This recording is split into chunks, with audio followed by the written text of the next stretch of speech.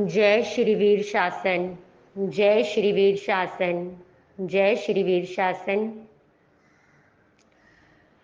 नमो अरहन्ताण।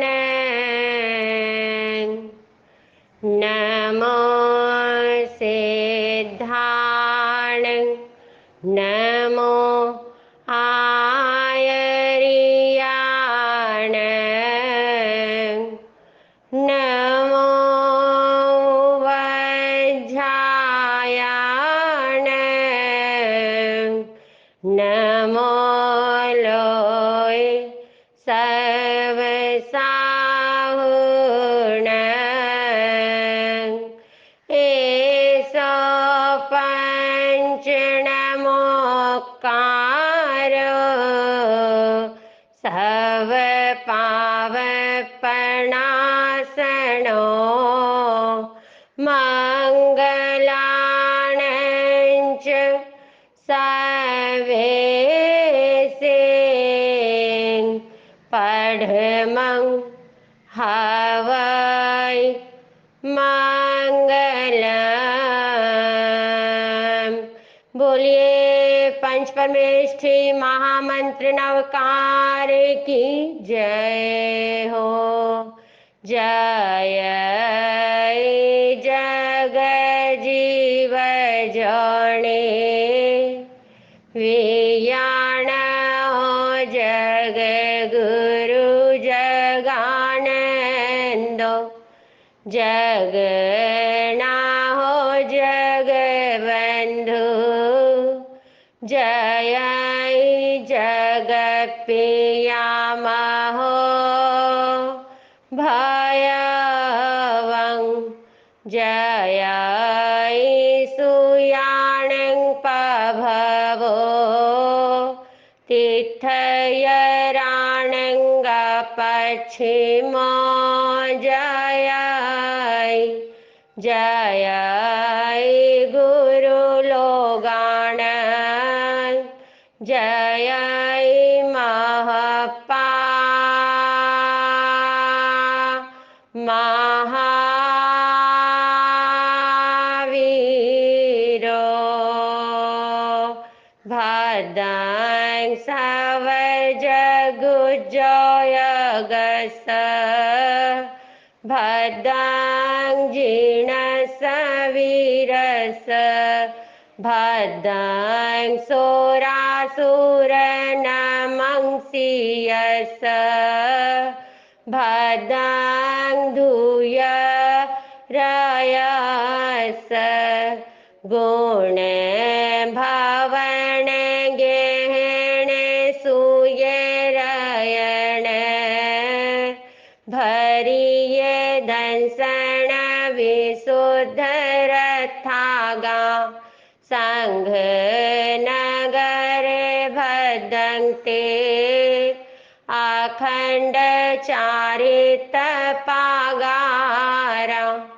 संजम तव तुम बारयस। नमो समत पारियलस। आपड़ी चक सजाओ हो सया। संघ चकस। भूलिए सकल चतुर्विद्या श्री संघ की जय हो।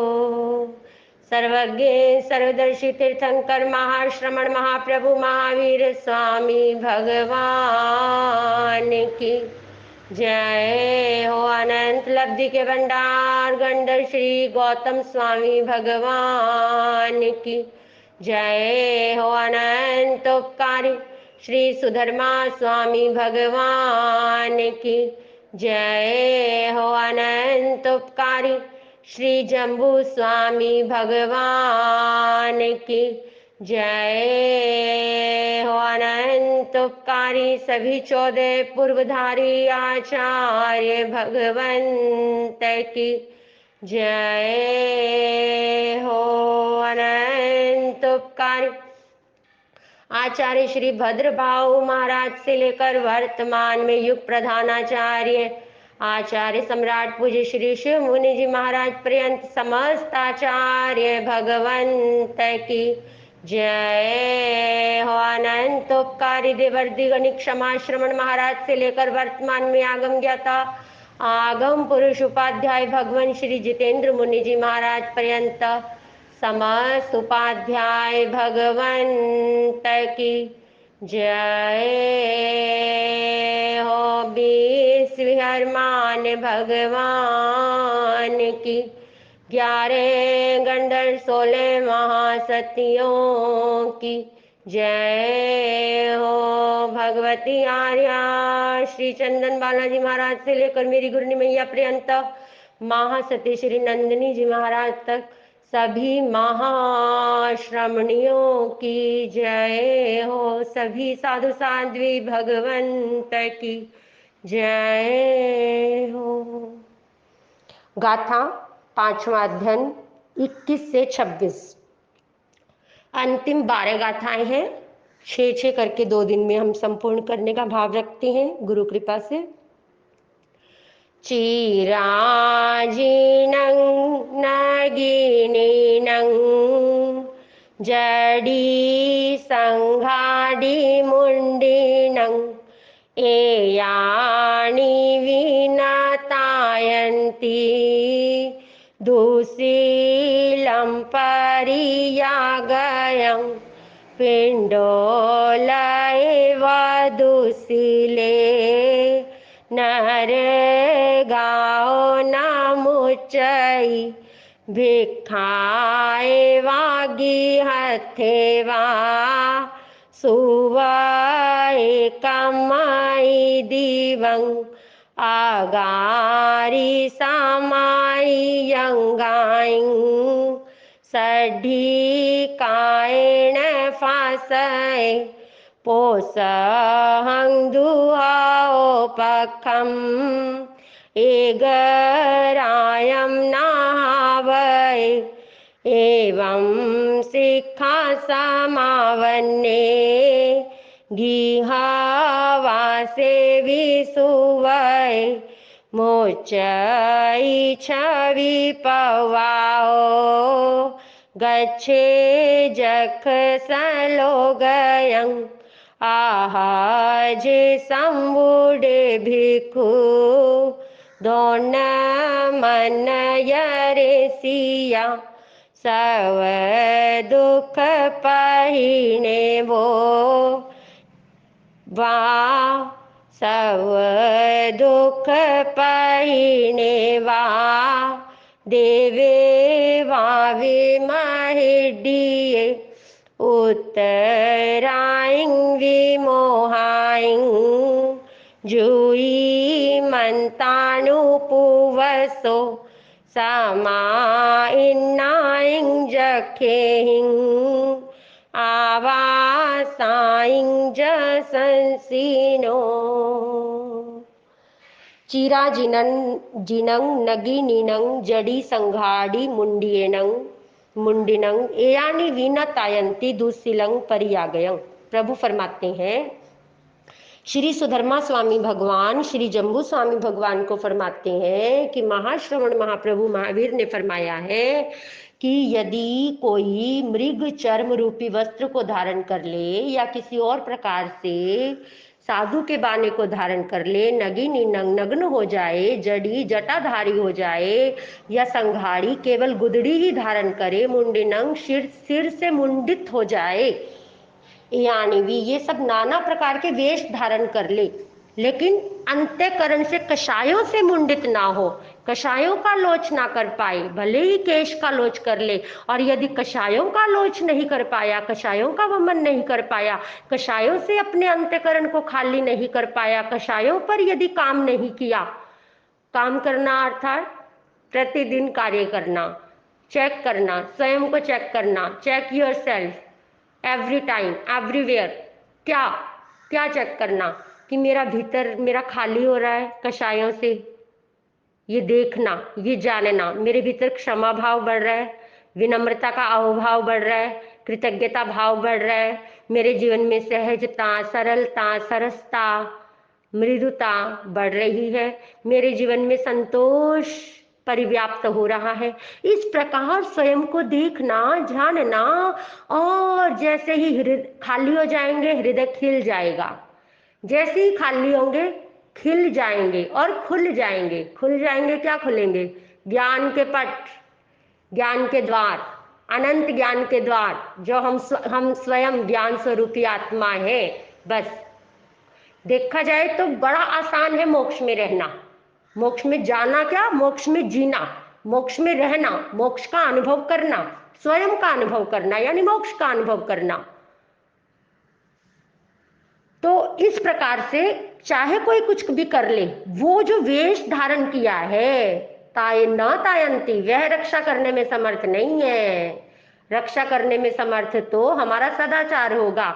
तो दुस्सीलं परियागयं, यदि कोई प्रव्रज्या ग्रहण करके भी अपने आचार में दुष्ट ही बना हुआ है, यानी दुष्टाचारी है, यानी कि विषय वासनाओं का सेवन करने वाला है, पाखंड युक्त प्रव्रज्या को जिसने धारण किया है, केवल बस अज्ञानता के कारण, अज्ञानता के कारण, कोई आत्मा का ज्ञान नहीं, कोई भेद विज्ञान नहीं, कोई आत्मा का अनुभव नहीं, कोई सही सम्यक धर्म की समझ नहीं, और बस अपने संसार को बढ़ा रहा है। वीतराग भावों का तो अभी पता ही नहीं, क्योंकि व्यामोह इतना है किसके प्रति? अपने उन क्रियाओं के प्रति, अपने उस संत वेश के प्रति, अपने उन बहुत अधिक अज्ञानता भरी, मूर्खता भरी, मतलब कई बार जैसे व्यक्ति उल्टे लटके रहते हैं पेड़ से, अज्ञान बाल तपी है, या कई बार अंदर मतलब कि रेत के अंदर ही, और किसी को अपनी प्रसिद्धि के लिए, अपने यश के लिए, अपनी प्रतिष्ठा के लिए पानी में रहना, पानी में रहना, पानी पर चलने की विधि करना कि लोग हमारे, लोगों में यश फैले, और हमारे भाग क्या रहे, हमारे कर्म कैसे कटे, यश मान बड़ाई प्रतिष्ठा के लिए हमने जो किया, उससे तो हमारा संसार ही बढ़ने वाला है ना। तो वो सब बाल तप में आता है, अज्ञान तप में आता है, ज्ञान तप में नहीं आता। पिंडो लय व दूसीले नर गाओ न मुच्चई, भिखाए व घियत्ते वासु वय कम्मई दिवंग। प्रभु फरमाते हैं पिंडो लय व दूसीले। पिंडो लय, घर घर से भिक्षा मांगकर जीवन व्यतीत करने वाला ऐसा भिक्षु होते हुए भी वह जो अभी जिसका सुंदर आचार नहीं बना, ऐसा दुशीले, दुशील यानी दुराचारी, दुराचार का सेवन करने वाला। नर गाओ नाम उच्चई, नरक से तो नहीं छूट पाएगा, नरक निगोद में तो जाना ही पड़ेगा।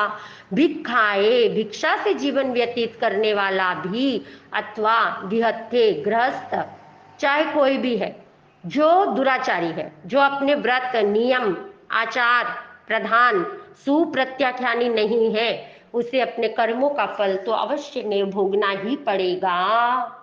और सुगति की प्राप्ति तो केवल सदाचार, श्रेष्ठाचार, सुंदराचार से ही संभव है। तो इस प्रकार बाह्य क्रिया कांड से, प्रभु फरमाते हैं बाह्य क्रिया कांड से मोक्ष नहीं होता, स्वर्ग नहीं मिलता, भीतर से साधु होना होता है, भीतर से सत्य को धारण करना होता है, भीतर से सदाचारी होना होता है। अगारी सामाई यंगाइन सड्ढी काइन फासई पोसहंग दुहओ पखंग एगरायंग नहावई। और हाँ, जैसे अब हमारे जैन धर्म में एक परंपरा है, अपने हाथों से हम केश निकालते हैं साल में 2 बार, ऐसा एक परंपरा कहें, विधान, विधि विधान कहें, स्वयं को हमारा तप है, काय क्लेश तप है, अपनी पोटेंशियल को देखने का, अपनी स्टैमिना को देखने का, स्वयं को देखने का कि हमारे अंदर कितनी सहिष्णुता है, हमारे अंदर कितनी सहनशीलता है। तो उस समय साधक, प्रभु क्या फरमाते हैं, साधक चिंतन करे कि ये जो केश उतर रहे हैं, जो जिस समय केश का लोच हो रहा है, उस समय भीतर से ग्रंथियों का भी छेदन भेदन हो रहा है, शरीर के प्रति निर्ममत्व भाव बढ़ रहा है, शरीर की प्रति जड़ता, शरीर की जड़ता मूर्छा दूर हो रही है। यदि वह सब हो रहा है फिर वह सार्थक है, अदरवाइज कितने ही करवा लो। प्रभु फरमाते हैं ओग्य पात्रों के ढेर लगा लो सुमेरु पर्वत तक। तो कहने का भाव इतना ही है, हम स्वयं को देखें, जानें, परखें, अपने आप से हम धोखा करेंगे तो जाएंगे कहाँ। सेल्फ चेकिंग बहुत जरूरी है, और प्रतिपल, प्रतिक्षण, प्रतिदिन, प्रतिदिन सया जागृति, सदा जागरूकता, साधक मुनि सया जागृति, प्रभु फरमाते हैं सदैव जागृत रहे। बस इसी बात के लिए जागृत रहे कि मेरी आत्मा का विकास हो रहा है, मेरी आत्मा का उत्थान हो रहा है, या मेरी आत्मा पतन के गर्त में जा रही है। कहाँ जा रही हूं मैं, मेरा जीवन का क्या क्या लक्ष्य क्या है, क्या मैंने आज एक कदम बढ़ाया अपने लक्ष्य के प्रति, ऐसा। तो अगारी सामाई अंगाई, अगार जो घर में है, अगार, अनगार अर्थात घर रहित, जिसने घर बार का त्याग कर दिया, ऐसा। और अगारी यानी अगार, गृहस्थ। सामाई अंगाइन, सामायिक के अंगों को सद्धि श्रद्धा से, कायन काया से, फासय सेवन करे। प्रभु फरमाते हैं जो गृहस्थ है, श्रावक है, श्रद्धावान है, और सत्क्रियाओं को करने वाला ऐसा क्रियावान है, विवेकवान है, छह काय के जीवों में विवेक रखता है, यत्न रखता है, उनकी विराधना से बचता है, ऐसा श्रावक पोषहं दुहौ पक्षं, दोनों पक्षों में, शुक्ल पक्ष में भी और कृष्ण पक्ष में भी, दोनों पक्षों में पौषध, आत्मा की औषध। पौषध अर्थात आत्मा की औषध। क्या होती है पौषध? कि पहले दिन छिपने से 1 घंटा पहले पहले पहले पहले, और कई बार 3 घंटा पहले भी, सारे चारों प्रकार के आहार का, पानी का भी त्याग कर देते हैं, 24 निर्जल, और एक धर्म स्थान पर जाकर के उस दिन की पूरी रात, अगला दिन, और उससे अगले दिन निकलने के या तो 1 घंटे बाद, या 3 घंटे, 3.5 घंटे, एक पहर आने के बाद जल अन्न ग्रहण करना, ये पोषद होता है। और इस तरह साधु जैसा जीवन जीना होता है। और जो इतना नहीं कर सकता तो वह 1 या 2 समय का भोजन कर लेता है, अगले दिन बीच वाले दिन में 2 समय भोजन ले लेता है, और एक धर्म स्थान में लोगों से कनेक्शन कट करके रहता है, तो वह दया पोषद कहलाती है। तो ऐसा अवश्य में करे। एक रायंग ना हावै, एक रात्रि का भी हनन ना करे। एक रात्रि का भी मतलब दोनों अनिवार्य है, दोनों अनिवार्य है, दोनों शुक्ल पक्ष में भी और कृष्ण पक्ष में भी। एक रायंग ना हावै मतलब क्या, कि दोनों में से एक रात्रि का भी हनन ना करे, अवश्य में करे। एवं सिक्खा समावन्ने गिहवासे विसुवै मुच्चै छवि पव्वाओ गच्छे जख सलोगयम। एवं इस प्रकार शिक्षा समावन्ने, शिक्षा से संयुक्त होकर के, ग्रहण शिक्षा और आसेवन शिक्षा, ग्रहण करना और उसका अनुकरण करना, उसको सेवन करना, विशेष रूप से उसको जीवन में स्वीकार करना, ऐसी शिक्षाओं से संयुक्त होकर गृहवास, गृहस्थवास में सुबह सुंदर व्रतों वाला, सदाचार वाला, मुच्चई छवि पवाओ, वह मुक्त हो जाता है। गच्छे जख सलोगयम, या तो मुक्त हो जाता है और या फिर देवलोकों में चला जाता है, इस औदारिक शरीर का परित्याग करके। इस प्रकार से वह गृहस्थ में रहता हुआ जो सुव्रती हो जाता है, वह इस नश्वर देह का परित्याग करके मुक्त हो जाता है। छवि पव्वाओ मुच्चई, इस नश्वर देह से, इस औदारिक शरीर से या तो देवलोकों में चला जाता है या फिर मोक्ष को पा लेता है। यदि भव स्थिति पूरी हो चुकी है, अनंत संसार का परिभ्रमण रुक चुका है, तो मोक्ष में चला जाता है। ऐहे जे संबुड़े भिक्खु दोन्न मन यरेसिया, सब दुख पहिने वा देवे वावी महिदिये। ऐहे जे, तदनंतर अर्थ, इसके बाद जो संबुड़े, संवृत हो गया, जिसने अपनी इंद्रियों पर नियंत्रण कर लिया, कछुए की भांति जो जीने लगा है, अपनी इंद्रियों का गोपन कर लिया, संवर में आ गया, सद गया, ऐसा साधक, ऐसा भिक्षु, ऐसा साधु, ऐसा मुनि, दोन मन यरेसिया, दोनों में से कोई एक सब दुख पहिने वा, या तो सर्व दुखों से रहित सिद्ध बुद्ध मुक्त हो जाएगा, और या फिर देवे वावी महिड्य महान रिद्धि वाला देव होगा और वहां से एक भव करेगा और मोक्ष में चला जाएगा, या अधिक से अधिक 7 या 8 भवों में मोक्ष पालेगा। उत्तरायण विमोहाइन जुई मंतानुपुवसो समाइन नाइन जक्के हिंग आवा साइन ज संसिनो। उत्तरायण प्रधान से प्रधान, विमोहाइन मोह रहित, जुईमंता ज्योति अर्थात प्रकाश वाले, अनुपुवसो अनुक्रम से, समाइन नाइन व्याप्त हुए, परिव्याप्त हुए, जक्के हिंग देवों से, आवासाइन आवासों में, विमानों में, जसंसिनो जो यश वाले हैं, जहां पर जैसे जैसे प्रथम देवलोक से दूसरे देवलोक ऊपर ऊपर ऊपर ऊपर, तो वैराग्य बढ़ता चला जाता है, विरक्त, क्योंकि जब भी हमारे जीवन में मनुष्य भव के अंदर जब हमने इस तरह का जीवन जिया, विरक्त होकर के जीवन जिया, तो वही हमारे साथ जाएगा, वही त्याग, वही वैराग्य, वही ज्ञान, वही दर्शन, मतलब जो हमने इतना अपने स्वयं को, जो हमारे भीतर इतनी विरक्ति का भाव आया, जो स्वाध्याय के प्रति वो सारी गुणवत्ता, वो सारी पात्रता, वो सारी योग्यता, वो सारी भव्यता, वो सारी दिव्यता, उसी के अनुसार उच्च से उच्च देवलोकों में जाएंगे। और वो वहां पर भी अल्प मोह वाले देवता भी स्वाध्याय करते हैं और शासन की प्रभावना करके कितने कितने आनंद को प्राप्त करते हैं, चित्त उनका आह्लादित होता है। तो वो अपने समय को इस प्रकार से सार्थक करते हैं। भले देवता व्रत नियम प्रत्याख्यान सामायिक ग्रहण नहीं कर सकते, लेकिन धर्म प्रभावनाओं से पीछे नहीं रहते हैं। सम्यक दृष्टि देवता बहुत सहयोगी रहा करते हैं धर्म प्रभावनाओं में, धर्म की दृढ़ता लाने में, बहुत बहुत शासन की प्रभावना करने में उनको आनंद मिलता है। तो ऐसे वह अल्प मोह वाले, विमोहाई, यहाँ पर मोह रहित, लेकिन मोह रहित पूर्णता नहीं है, अल्प मोह वाले हैं, क्योंकि अभी उन्होंने संसार में आना है। निर्मोही, निर्ममत्व, वे तो केवल अरिहंत होते हैं, सिद्ध बुद्ध मुक्त होते हैं।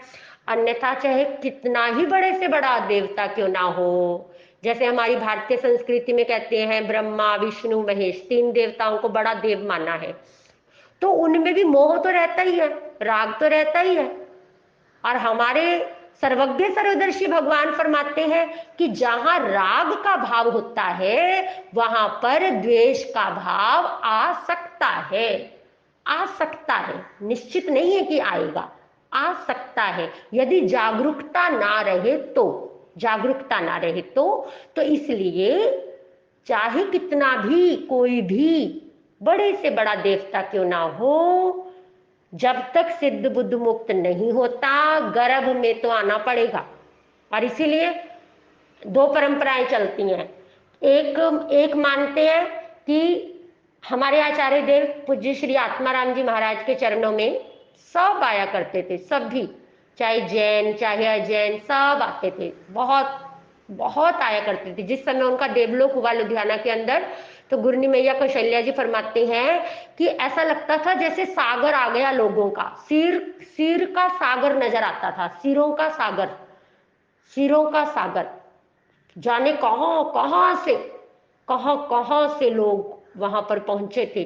तो एक बार उनके पास 2 व्यक्ति आए, एक जैन और एक अपना हिंदू समाज से आर्य। तो वो आपस में उलझ पड़े। एक कहने लगा मोक्ष में जाके तो कोई आता नहीं है, एक कहने लगा नहीं मोक्ष में जाकर के तो आते हैं, भगवान तो अवतार लेते हैं, भगवान तो सबका कल्याण करने आते हैं। आपस में उलझ पड़े। अब श्रद्धा थी आचार्य देव के प्रति, तो दोनों आ गए कि चलो भगवान जो फरमाएंगे हम स्वीकार कर लेंगे, पूज्य महाराज जो कहेंगे। आए दोनों, अब दोनों ने अपनी बात रखी, तो भगवान वो बहुत सहजता से समाधान किया करते थे। बड़ा उनका स्वभाव में विनोदी स्वभाव के आचार्य भगवान की अनेकों घटनाएं हैं, गुरनी मैया से श्रवण की हैं हमने, और अनुभव की तरह है बिल्कुल। तो वो उन्होंने कहा, आचार्य देव ने, पूज्य महाराज ने, कि ऐसा करो, पहले मोक्ष में जाना है, ये तो दोनों का निश्चित है कि जाता है, आत्मा परमात्मा होता है, आना या ना आना वो तो बात की बात है। पहले साधना करो, मोक्ष में जाओ, वहां पर मन लगे तो रह जाना और ना मन लगे तो आ जाना। देखिए कितना समाधान। पहले साधना तो करें, उलझे क्यों सुलझे। बस आचार्य देव का हर वो सुलझा दिया करते थे, हर गुत्थी को सुलझा देते थे। आचार्य देव की महानता के अनेकों अनेकों अनेकों प्रसंग हैं, अनेकों प्रसंग हैं। इतने इतने कई बार संघ के अंदर ऐसी ऐसी परिस्थितियां बन जाती, आचार्य देव की विनम्रता से विजय जय जयकार हो जाया करती थी। एक बार बहुत बड़े आचार्य आचार्य देव के चरणों में सब आते थे, तो हमारे उस समय श्वेतांबर मंदिर मार्गी आचार्य वहां पधारे और उन्होंने आचार्य देव आचार्य श्री आत्माराम जी के दर्शन करने के लिए अपना मन बनाया। पता चला कि वो पधारेंगे, इतने बड़े आचार्य हैं मंदिर मार्गी समाज के, तो हमारे तो सम्राट हैं, श्रमण संघ के प्रथम पटधर हैं आचार्य देव आत्माराम जी, तो क्या होगा कैसे होगा। तो आचार्य देव ने जब वो पधारे, सभी शिष्यों को, अकेले हो गए, कहते सब जाओ, सबको भेज दिया। अब वो खुद तो आ नहीं सकते थे क्योंकि उनकी नयन ज्योति नहीं थी उस समय, जिस समय उनको आचार्य सम्राट बनाया गया, लुधियाना में विराजमान थे, लेकिन उनके अंतर प्रज्ञा खुल चुकी थी, उनके अंतर प्रज्ञा का आलोक से आलोकित थे वो। तो उन्होंने सबको भेज दिया। एक ऐसा वातावरण बना हुआ था, क्या होगा कैसे होगा, और आचार्य देव ने अपना आसन नीचे लगा लिया, पर पाठ छोड़ दिया और जमीन पर, इतने बड़े सम्राट और जमीन पर सहज भाव से विराजमान हो गए। जब सारे ऊपर आए, इतनी दुनिया और पतली दुबली काया थी उनकी, और जमीन पर आसन, साधारण से आसन पर वो विराजमान थे सहज भाव से। जब ऊपर आए तो वो आचार्य तो देखते के देखते रह गए कि उनको तो ये था कि कितना बड़ा सम्राट है वो, क्योंकि सम्मेलन सादड़ी में हुआ और सबने अपना उनको सम्राट बनाया। श्रमण संघ के इतने आचार्यों ने उनके प्रति समर्पण किया। ऐसा वो कौन विभूति है, ऐसी वो विरल विमल विभूति कौन है, वो देखने आए थे। जब वो ऊपर आए तो देखते के देखते रह गए। आचार्य देव के विनय को, ऐसी ही विनय हमारे बहुत महापुरुषों में हमने जानी है, सुनी है। समय हो रहा है पर एक नाम तो मैं अवश्य मेल लूंगी, हमारे प्रवर्तक श्री उमेश मुनि जी महाराज, जिन्हें गणाधीश भी बनाया गया, परिस्थितियों के अनुसार जिन्हें आचार्य भी बनाया गया, और हमारे स्वामी श्री अपने आचार्य श्री चंपालाल जी महाराज, इतने विनयवान। आचार्य श्री नालालाल जी, मेरा मन करता मैं सबका नाम लूं, विनम्रता के सभी उदाहरण। कहने का भाव, जमीन पर जब देखा वो तो इतने भाव विभोर हो गए, भाव विभोर हो गए, उनके गुणगान गाने लगे, उनकी प्रशस्ति में ऐसी ऐसी वाणी उन्होंने निकाल ली आचार्य जो पधारे थे। और आचार्य देव विनय के साथ श्रवण करते रहे। जब वे आचार्य मौन हुए, उन्होंने इतने गुणगान गाए, इतने गुणगान गाए, तो आचार्य देव ने एक ही बात कही, हे भंते, मेरा सब कुछ दीर्घ हो पर मेरा संसार दीर्घ ना हो। बस आप मेरे लिए यही मंगल भावना भावित करें। मेरा ज्ञान बढ़े, मेरा दर्शन बढ़े, मेरा चारित्र बढ़े, मेरा तंत्र का उत्कृष्ट आराधक बनूं, पर मेरा संसार परिमित हो, मेरा संसार कभी ना बढ़े। तो कितनी उनके भीतर जागरूकता होगी। ऐसा कब कह पाएगा साधक जो प्रतिपल जागृत है, प्रतिपल जागरूक है। तो ऐसी साधना, ऐसी जागृति की साधना जो करती हैं, तो वह अगर देवलोकों में भी जाते हैं तो वहां भी उनका ये ज्ञान और दर्शन सब साथ रहता है, और भाव स्थिति पूरी हो जाए तो मोक्ष हो जाते हैं। आप जैसे भरत क्षेत्र में पंचम आर्य में की अपेक्षा यहाँ से डायरेक्ट मोक्ष नहीं है, लेकिन यहाँ से सारी 99.9% हम तैयारी करके एक भाव, सम्यक दृष्टि की आयुष का बंद देवता का ही होना है, निश्चित है। ये सम्यक दृष्टि बनने से पहले कोई बंद हो गया तो वहीं जाना होगा। अगर सम्यक दृष्टि होने के बाद बंद होता है तो देव आयु का बंद होता है, तो देवलोकों में जाएगा और वहां से एक भाव करेगा और डायरेक्ट मोक्ष के अंदर हर साधक जा सकता है। तो इस प्रकार से आप और हम अपने जीवन को प्रकाशमान करें, ज्योतिर्मान करें और स्वयं को जगाएं, जगमगाएं, स्वयं को जगाएं और जगमगाएं इन्हीं मंगल भावनाओं के साथ। जय श्री वीर शासन, जय श्री वीर शासन, जय श्री वीर शासन।